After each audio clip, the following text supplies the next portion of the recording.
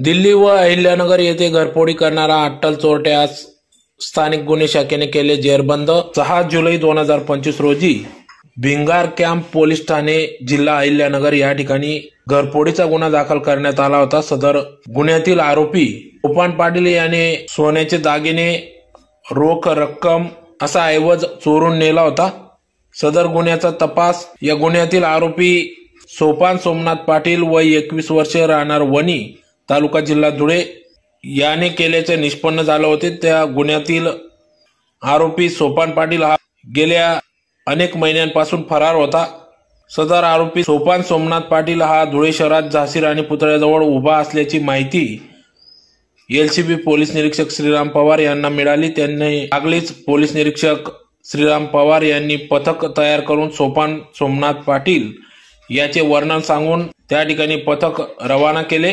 पथकाने ताबडतोब त्या ठिकाणी दाखल होत आरोपी सोपान सोमनाथ पाटील वय 21 वर्षे राहणार वणी तालुका जिल्हा धुळे सदरचा आरोपी हा झाशी राणी पुतळ्याजवळ संशयास्पद हालचाली करीत असताना दिसून आला। त्यास ताब्यात घेतले, विचारपूस केली असता त्याचे इतर साथीदार दिल्ली व अहिल्यादेवी येथे घरफोडीचे गुन्हे केल्याची कबुली त्याने दिली।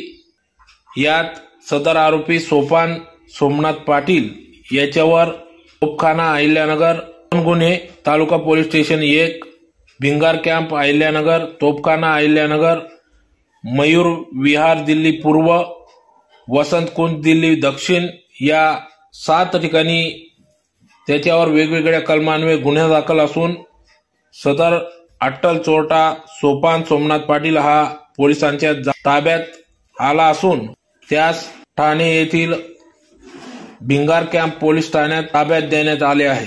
सदरची ही कामगिरी पोलीस अधीक्षक श्रीकांत दिवरे, अप्पर पोलीस अधीक्षक अजय देवरे यांच्या मार्गदर्शनात पोलीस निरीक्षक श्रीराम पवार, स्थानिक गुन्हे शाखा धुळे, पोलीस उपनिरीक्षक अमित माळी, पोलीस उपनिरीक्षक अमरजीत मोरे तसेच पोलीस अंमलदार मच्छिंद्र पाटील, हेमंत बोरसे, योगेश चव्हाण, प्रल्हाद वाघ अशांनी सदरची कारवाई केली।